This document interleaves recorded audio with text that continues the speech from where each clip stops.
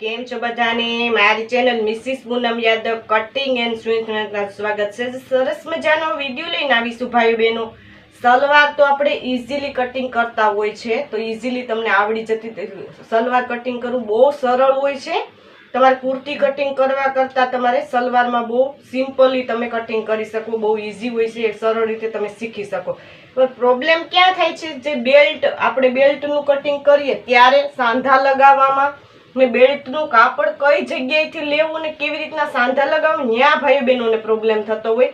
તો બહેનોની રિક્વેસ્ટ આવે છે કે મેડમ બેલ્ટનું કાપડ છે તો એના સાંધા કેવી રીતના લગાવવા, એ કાપડને કેવી રીતના ગોઠવવું તે તમે અમને સમજાવો। તો આજે એવો વિડીયો લઈને આવીશું ભાઈ બહેનો।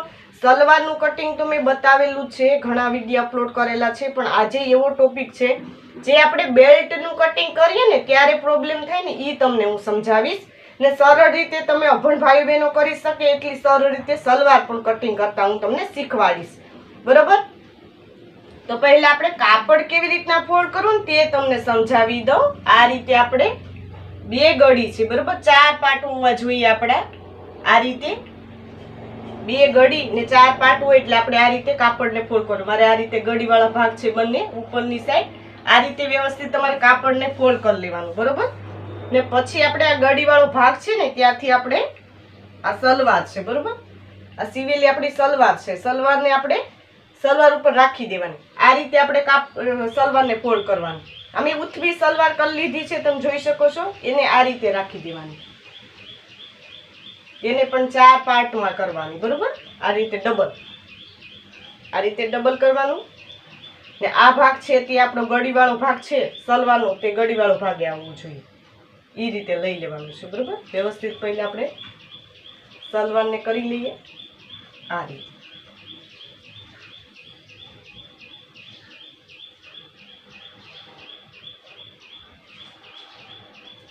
આ રીતે થશે, બરોબર? આ રીતે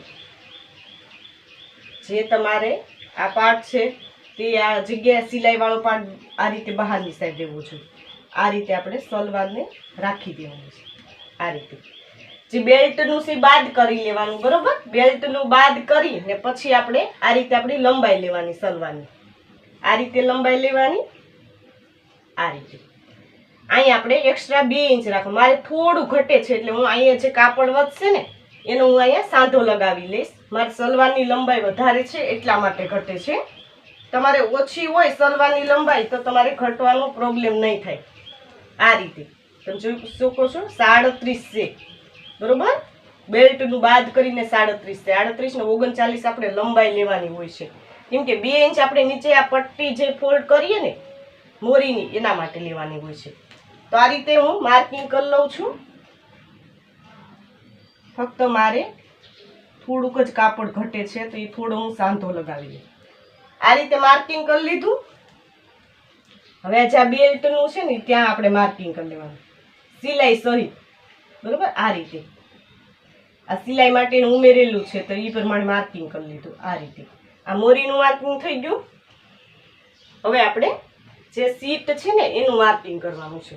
તો આ રીતે જેટલી સીટની લંબાઈ હોય ને તે પ્રમાણે તમારે માર્કિંગ કરી લેવાનું। આ રીતે મેજર ટેપથી પણ માપી શકો અથવા તમને બતાવું તે રીતે। અભણ ભાઈઓ બહેનો હોય તો આ રીતે સલવારનું કટિંગ કરવું બહુ ઈઝી હોય છે, એકદમ સરળ રીતે તમે શીખી શકો, બરોબર?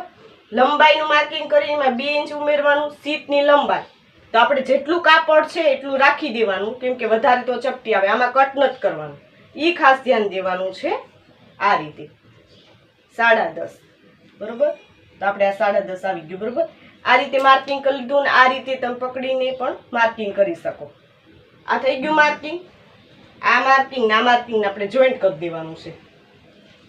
ફક્ત એટલું જ હોય છે સલવાર કટિંગમાં। તો પ્રોબ્લેમ થાય છે બેલ્ટના કટિંગ કરવામાં, તો એ ટોપિક વધારે તમને સમજાવીશ હું। આ રીતે અને સીધી આપણે લાઈન ડ્રો કરવાની છે, બરોબર? આ રીતે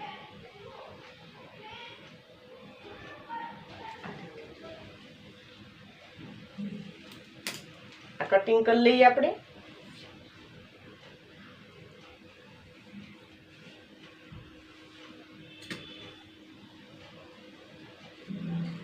એટલું સરળ રીતે બતાવું કે અભણ ભાઈઓ બહેનો હોય તે પણ કરી શકે, બરોબર. જે પહેલેથી શીખે એને કોઈ જાતનું આપણે ખ્યાલ નથી હોતો, એટલા માટે બધા સ્ટેપ તમને સમજાવીશ. આ રીતે ડિઝાઇન વાળી આપણે કાપડ હોય ને તો રીતે ડિઝાઇન જોઈને તમારે કટિંગ કરવા, પાથરવાનું, બરોબર, પછી કટિંગ કરવાનું. આ મારે ફ્લાવર છે, બરોબર, તો ફ્લાવરની ડિઝાઇન જોઈને જ આપણે એ રીતે લેવાનું છે. આપણે બેલ્ટ માટેનું કાપડ આ રીતે આપણી સલવાનું થઈ ગયું છે, બરોબર. અહીંયા આપણે ગળીવાળો ભાગ છે એટલે ખોલી લેવાનું. તમારે અહીં ખુલ્લો ભાગ હોય તો તમારે એ કઈ કટિંગ કરવાની જરૂરિયાત નથી. મારે આ ગળીવાળો ભાગ છે એટલા માટે હું આ રીતે કટિંગ કરી લઉં. બે પાર્ટ અલગ કરી લેવાના છે.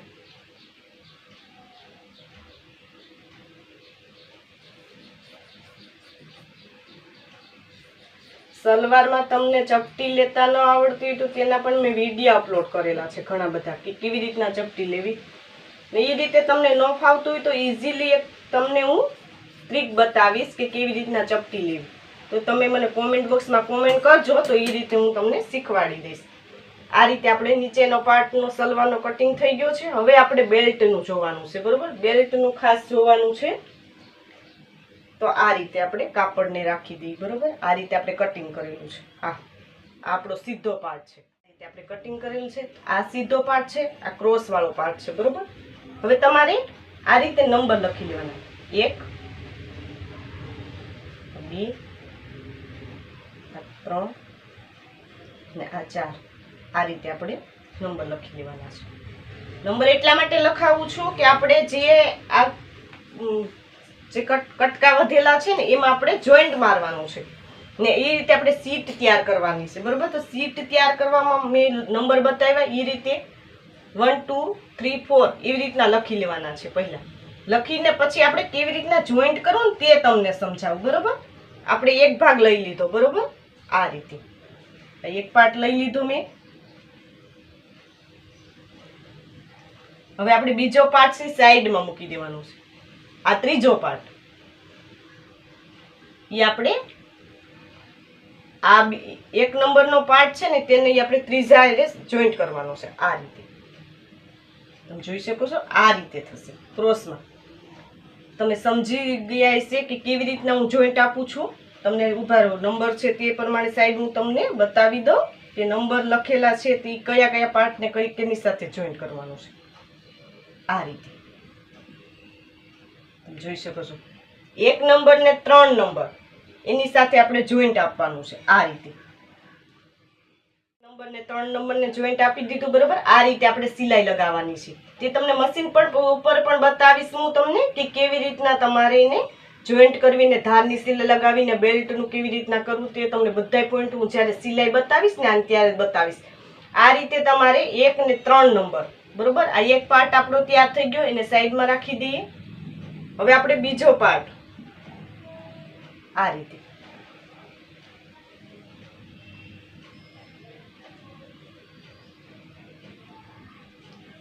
ખાસ ઈ ધ્યાન દેવાનું છે.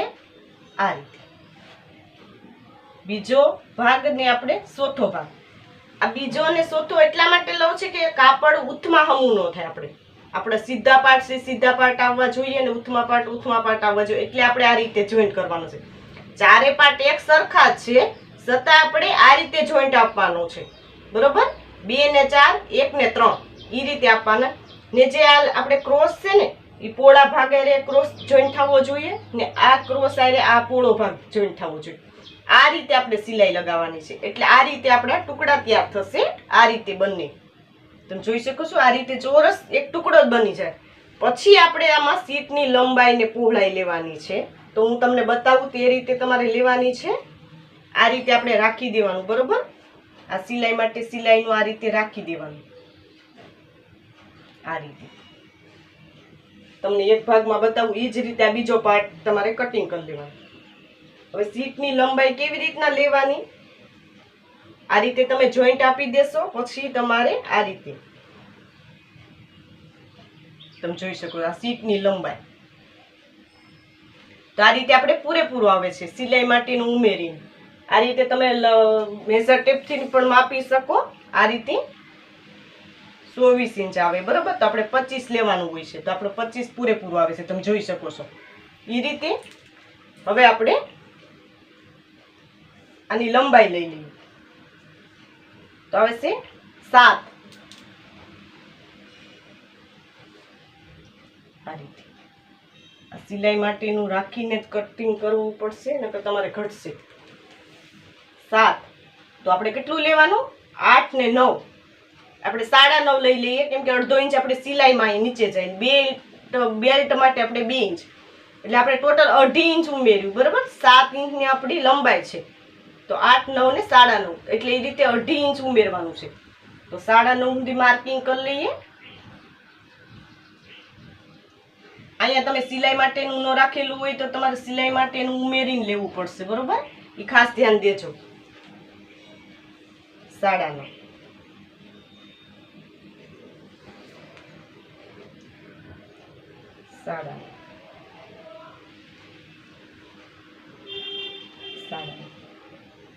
આ રીતે તમારે કરવાથી તમારે ગમે એટલી સીટની પહોળાઈ ને લંબાઈ છે ને તો ક્યારેય કાપડ ઘટશે નહીં.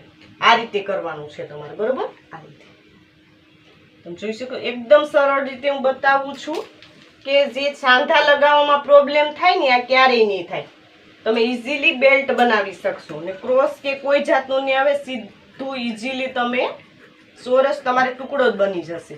ને આ રીતે તમારે તૈયાર કરવાનું છે.